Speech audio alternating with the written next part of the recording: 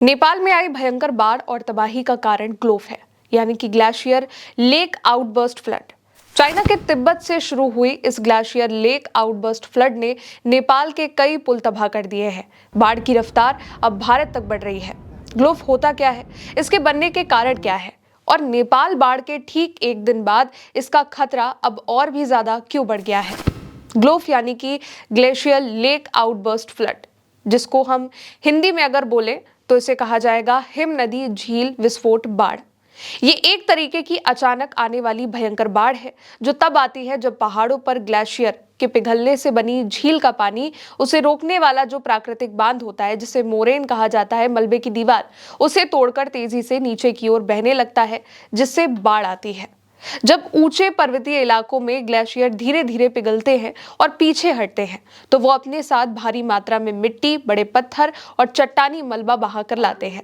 ये मलबा ग्लेशियर के सबसे निचले सिरे, जिसे स्नाउट कहा जाता है, वहां पर जमा हो जाता है। इस जमा हुए मलबे और पत्थरों की दीवार को मोरेन कहा जाता है।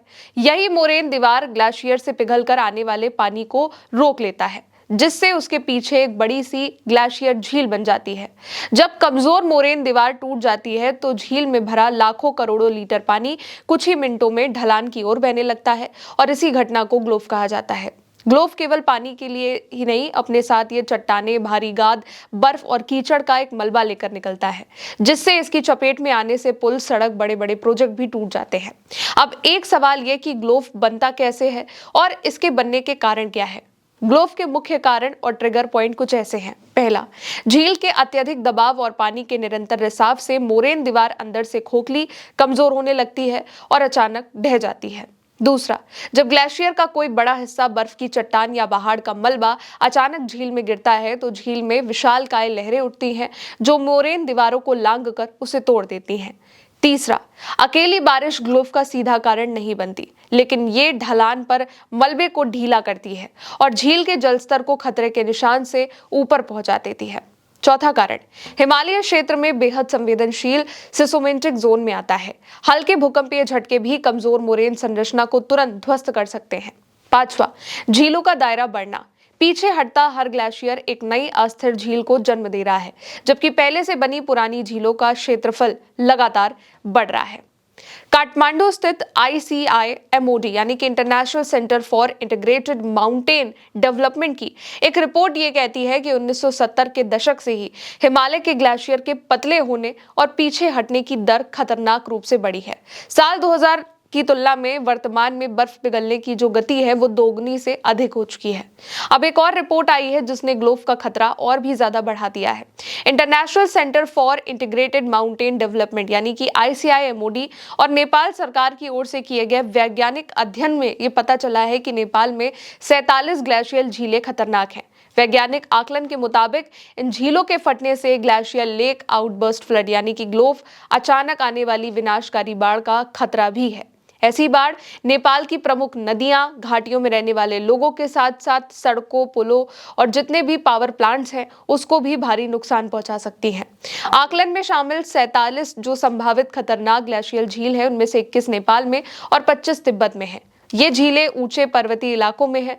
ग्लेशियल झीलों का खतरा इसलिए भी ज्यादा है क्योंकि इनमें से कई झीलें ग्लेशियर्स के पीछे जमा पानी से बनी हुई हैं और उनके जो किनारे हैं, जो मोरेन है, वो मिट्टी, बर्फ और चट्टानों से बने बांध जैसे प्राकृतिक अवरोधों से घिरे हैं। ऐसे अवरोध टूटने पर बहुत कम समय में बड़ी मात्रा में पानी नीचे ला सकते हैं। तो इससे ये समझ में आया कि ग्लोफ होता क्या है, कैसे आता है। और भी आसान भाषा में कहा जाए तो जब ग्लेशियर टूटते हैं तो वो अपने साथ पत्थर और चट्टानों को लेकर के भी आते हैं। फिर जब ये एक नीचे नदी में गिरते हैं तो पानी का जो दबाव है, जो पानी का जो गति है, वो रुक जाती है, जिससे ये एक अस्थिर झील में चेंज हो जाती है, परिवर्तित हो जाती है।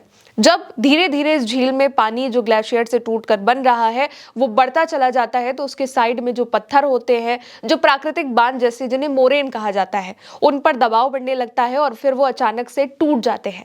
यानी कि ग्लेशियर जो लेक है वो आउटबर्स्ट कर जाती है, फूट जाती है और फिर जो पानी है वो तेजी के साथ नीचे ढलानों के जरिए आता है, बढ़ता है और नदी में बाढ़ की तरह फैलता है। नेपाल में भी ठीक यही हुआ है।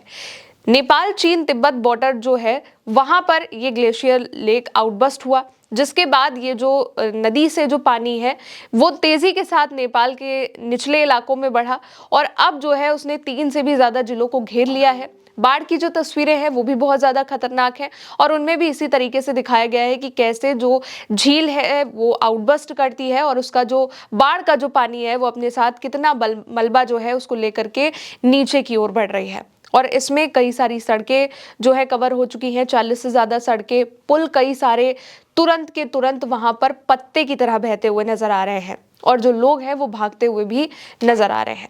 और साथ ही नेपाल में इस ग्लोव से आने वाली बाढ़ कोई नई भी नहीं है, इससे पहले भी नेपाल में ग्लोव से बाढ़ आ चुकी है। 2021 में ही ऐसा एक हादसा हुआ था और न केवल नेपाल बल्कि भारत में भी हुआ। 4 अगस्त 1985 में ग्लेशियल झील फटने से नेपाल में पहले बाढ़ आई थी। यहाँ पर नॉम्बे हाइड्रो पावर प्लांट समेत कई जगहों पर भारी नुकसान हुआ था और ये मुख्य रूप से ग्लेशियल झील फटने, बादल फटने और भारी बारिश से जुड़ी हिमालय आपदाएं हैं। इसके बाद साल 2010 अगस्त में लद्दाख में रात में बादल फटने से पानी और मलबे का सैलाब आया। लेह और आसपास के इलाकों में बहुत बुरी तरीके से बाढ़ फैली, 250 से भी ज्यादा लोगों की जान गई। 5 जुलाई 2016 को तिब्बत में ग्लेशियल झील फटने से भोटेकोशी नदी में अचानक बाढ़ आई थी। सड़क, पुल, घर, हाइड्रो पावर प्रोजेक्ट सबको भारी नुकसान हुआ। 17 जून 2013 उत्तराखंड केदारनाथ भारी बारिश के बाद चारों बारी झील का जो पानी है और मलबा है वो नीचे आया। केदारनाथ, रामबाड़ा, गौरीकुंड में भारी तबाही हुई, हजारों लोगों की जान गई। साल 2014 सितंबर कश्मीर में लगातार बारिश से झेलम नदी उफान पर आ गई थी। श्रीनगर समेत पूरी घाटी का जो बड़ा हिस्सा है वो डूब गया। भारत पाकिस्तान में 450 से ज्यादा जाने गई। 4 अक्टूबर 2023 सिक्किम में ग्लेशियल झील फटने से जो नदी है तीस्ता नदी, उसमें बाढ़ आई। यहाँ पर चुंगधांग बांध जो था वो टूट गया, कई इलाके डूब गए और 180 लोगों की जान गई। और भी कई हादसे इसी तरीके के हुए हैं जो कि ग्लोव के कारण हुए हैं।